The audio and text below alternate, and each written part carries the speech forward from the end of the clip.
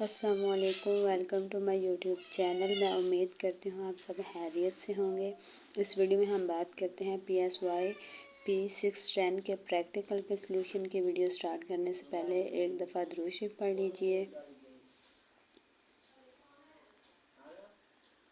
Practical की जो last date है वो 18 नवंबर है। आपने सबसे पहले क्या करना है, LMS पे जाना है और इसको जो आपका टेस्ट है ना, स्ट्रोक टेस्ट पे आपने रिपोर्ट राइटिंग करनी है। रिपोर्ट राइटिंग कैसे करनी है वो भी मैं आपको step by step easy way में समझाने की कोशिश करती हूँ कि आपका हर इसके रिलेटेड आपको जो भी कंसेप्ट क्लियर नहीं है वो मैं इजी वे में आपका कंसेप्ट क्लियर कर सकूँ। आपने LMS पे इसका जो लेसन नंबर 47 इसको लेना है और इसकी PPTs आपने एक दफ़ा देख लेनी है। फिर आपने क्या करना है कि आपने डाउनलोड सेशन में ना इसका सैंपल पड़ा हुआ है रिपोर्ट राइटिंग का, आपने वो सैंपल भी डाउनलोड कर लेना है और उसके बाद फिर आपने इस पर रिपोर्ट राइटिंग करनी है। जो रिपोर्ट राइटिंग करनी है वो MS वर्ड में ही करेंगे। तो ये प्रैक्टिकल करने के लिए आपके पास 3 चीज़ें होनी चाहिए। वो 3 चीज़ें कौन सी हैं? एक, आपने अपने LMS से फॉर्म C स्टिमुलस डाउनलोड करना है। एक आपने फॉर्म CW स्टिमुलस डाउनलोड करना है। मैं आप लोगों के साथ शेयर करती हूँ ताकि आप लोगों को एक दफ़ा आप देख सकें और आप लोगों को अंदाज़ा हो जाए कि इसमें हमने क्या करना है। जी, तो ये आपके LMS पे अवेलेबल है फॉर्म C स्टिमुलस।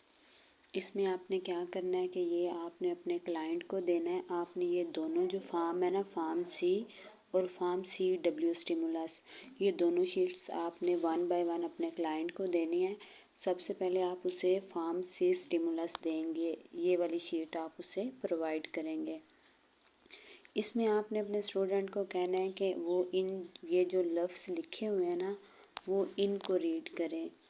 जैसे कि ये blue, green, tan, red, green, blue, green, उसने इनको रीड करना है। C स्टिमुलस में उसने क्या करना है, आपके क्लाइंट ने जिस कलर में जो इंक कलर है ना, जैसे कि अगर ये देखें ये ब्लू लिखा हुआ है तो ये ब्लू किस इंक में लिखा गया है, ये रेड में लिखा गया है। तो ये जो फॉर्म C स्टिमुलस शीट है इसमें आपके क्लाइंट ने वर्ड रीड करने हैं, ना कि किस कलर में वर्ड लिखे गए हैं इसको रीड करना है। आपने ये अच्छे से बात याद रखनी है। C स्टिमुलस में क्या करते हैं, सिर्फ जो वर्ड जैसे लिखे हुए हैं ना इनको रीड करते हैं। और इसके बाद फिर आपने अपने क्लाइंट को फॉर्म CW स्टिमुलस शीट देनी है, वो भी मैं आप लोगों के साथ शेयर करती हूँ। ये देखें, अब ये भी शीट आपके LMS पे अवेलेबल है, फॉर्म CW स्टिमुलस शीट। इसमें क्या करना है, दोनों शीटें सेम है लेकिन आपने इन दोनों में जो डिफरेंट है वो ये है कि जब आपने फॉर्म C स्टिमुलस शीट अपने क्लाइंट को देनी है तो उसमें आपने क्लाइंट को बोलना है कि जैसे वर्ड लिखे हुए हैं ना वो उनको वैसे ही रीड करे, उसकी इंक को रीड नहीं करना। लेकिन जो फॉर्म CW स्टिमुलस शीट आप जब अपने क्लाइंट को देंगे तो इसमें आप क्लाइंट को बोलेंगे कि जिस कलर में ये वर्ड लिखा हुआ है ना इसमें वर्ड को पढ़ने की बजाय कलर को पढ़ना है उसने। जैसे कि ये देखिए ये ब्लू लिखा हुआ है, अब फॉर्म CW स्टिमुलस में उसने ब्लू नहीं पढ़ना, ब्लू जिस कलर में लिखा हुआ है उसने कलर इंक का नेम लेना है। जैसे कि ये रेड है, ग्रीन जो लफ्ज़ लिखा हुआ है ये किस में लिखा हुआ है, ब्लू में लिखा हुआ है, तो उसने इसको ग्रीन नहीं पढ़ना, उसने इसको ब्लू पढ़ना है। नीचे जो है वो उसने ग्रीन पढ़ना है। ये अगर थर्ड पे देखें तो ये देखिए रेड लिखा हुआ है लेकिन उसने वर्ड नहीं पढ़ना, इसमें इंक का कलर उसने आपको मतलब वो पढ़ता जाए, बस आपने सुनते जाना है। तो इन दोनों में डिफरेंट आपको पता चल गया है कि फॉर्म C में आपने अपने क्लाइंट से कहना है कि वो वर्ड रीड करे, जैसा वर्ड लिखा हुआ है वैसा ही पढ़े। लेकिन फॉर्म CW स्टिमुलस शीट में उसने वर्ड नहीं पढ़ना, जिस कलर में वो वर्ड लिखा हुआ है उसने वो कलर पढ़ना है। तो आई होप सो आपको इन दोनों में डिफरेंट पता चल गया होगा। अब इसके अलावा आपको एक और शीट चाहिए, वो भी मैं आप लोगों के साथ शेयर करती हूँ। ये अब आपके पास है रिकॉर्डिंग शीट, ये भी आपके LMS पे अवेलेबल है, आपने डाउनलोड करनी है और इस फाइल का ना आपने प्रिंट निकलवा लेना है। और ये जो दोनों शीटें हैं, ये फर्स्ट जो पेज है आप इसको स्किप भी कर सकते हैं, अगर आप ऐड करना चाहते हैं तो आप ऐड भी कर सकते हैं।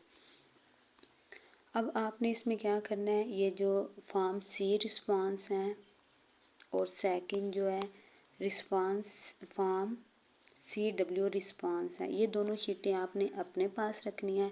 जो कलर फॉर्म में होंगी वो आपने क्लाइंट को देनी है। अब इसमें जो आगे ये देखें डैश है ना, आप इसमें फिल करते जाएंगे। जब आप अपने क्लाइंट को फॉर्म C रिस्पांस देंगे, शीट देंगे, तो ये रिस्पांस है, ये जो रिस्पांस शीट रिकॉर्डिंग शीट होगी ये आपके पास मौजूद होगी। तो आपने इनके आगे टिक क्रॉस करते जाना है। अगर उसने इस वर्ड को ठीक पढ़ा है, आपने करेक्ट आगे टिक का निशान लगाना है। ग्रीन को उसने ठीक पढ़ा है, आपने टिक लगाना है। टैन को ठीक पढ़ा है, आपने टिक लगाते जाना है। जिस लफ्ज़ को उसने सही नहीं पढ़ना, आपने उसके आगे क्रॉस लगा देना है। और इसके अलावा ये जो आपने ऐसे इसको टिक मार्क करना है। और फॉर्म CW रिस्पांस में आप क्या करेंगे, इसमें पता है कि आपके क्लाइंट ने वर्ड नहीं पढ़ने, वर्ड को जिस कलर में लिखा गया उसने कलर रीड करने हैं। तो जब वो आपका क्लाइंट सही कलर रीड करेगा तो आपने टिक करते जाना है।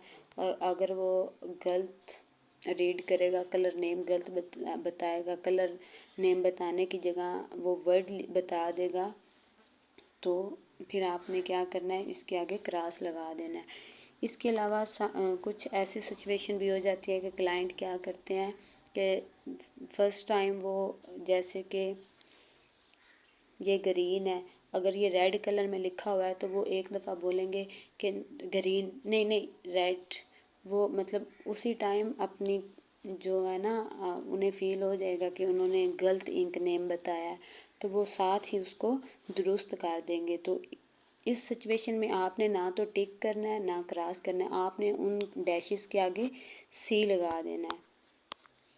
अब इसके अलावा आपको ये चाहिए परसेंटाइल टेबल्स, ये भी आपके LMS पे इसके साथ ही अवेलेबल हैं। अब आपने करना क्या है, आपने अब स्कोर को टोटल करना है, वो वाले स्कोर जैसे कि ये शीट हम ऊपर पढ़ के आए हैं, इसमें टोटल रिस्पांस कितने हैं 112। अब आपने क्या करना है, इस शीट में अगर देखें तो ये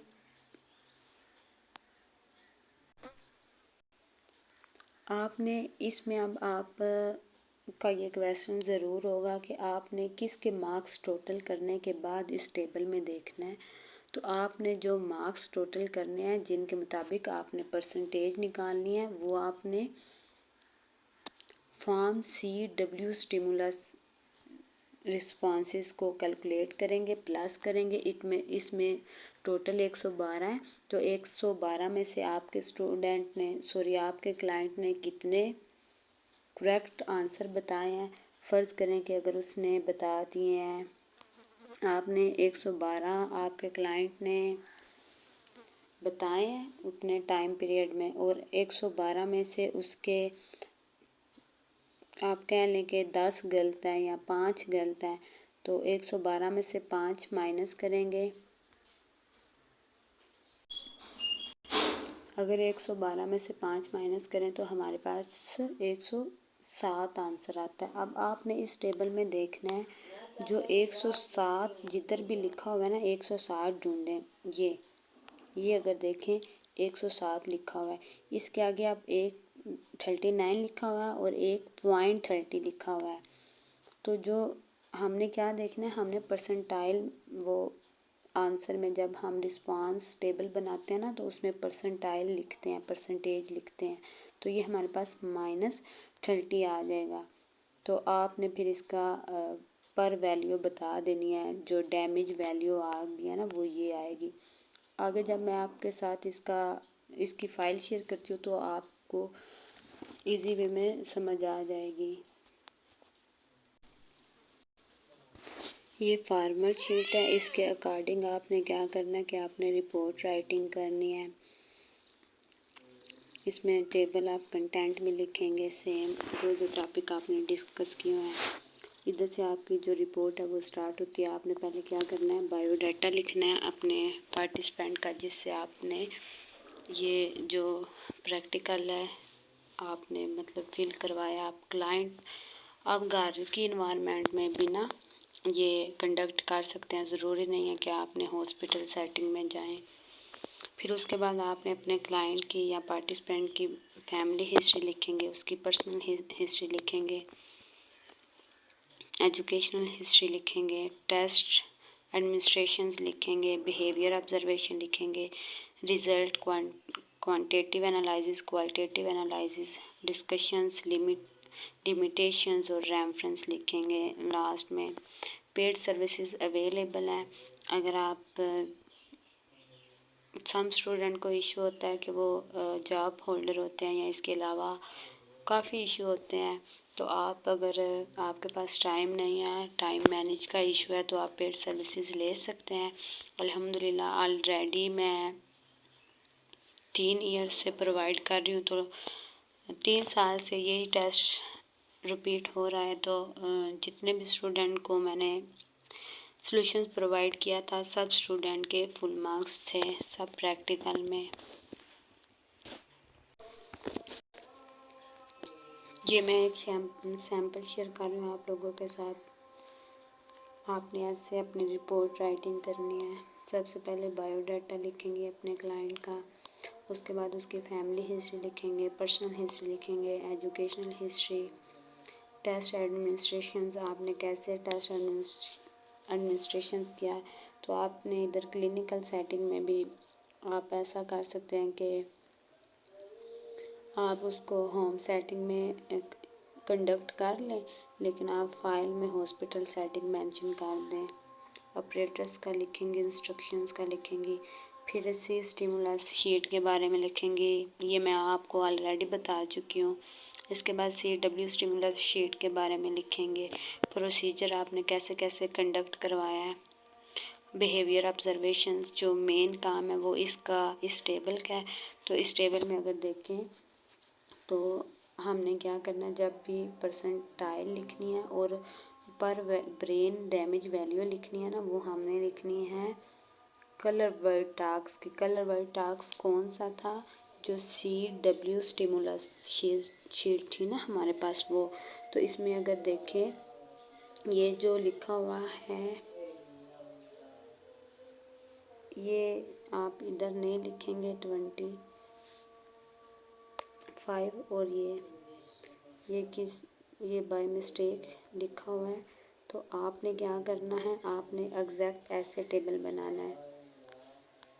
ये देखें, क्योंकि जो ब्रेन डैमेज वैल्यू निकली हुई है ना, वो कलर वर्ड टास्क पे है। अगर आप उस टेबल को देखें ना, जिसमें से परसेंटेज देखनी है, तो उसमें ये देखिए, अब आपने इन दो को ब्लैक नहीं रहने देना जो कलर टास्क है। इसमें बस आपने नंबर ऑफ रिस्पांस और इनकरेक्ट रिस्पांस लिख देने हैं इन दोनों में, और फिर आपने टोटल जितने उसने अटैम्प्ट किए हैं उनकी आपने स्कोर्स टोटल बता देने हैं। तो जैसे कि ये देखें कि उसने जो टोटल रिस्पांस दिए थे वो 106 थे, और उस 106 में से उसने इनकरेक्ट 6 बताए हुए थे। तो अगर टोटल में से 6 इनकरेक्ट थे, इनकरेक्ट को निकाल के तो बाकी जो करेक्ट बचते हैं वो 100 ही बचते हैं। अब सेम ऐसे आपने कलर वर्ड टास्क का उसने जो टोटल रिस्पांस दिए थे वो 104 दिए थे, उसमें से 8 उसने इनकरेक्ट बताए थे।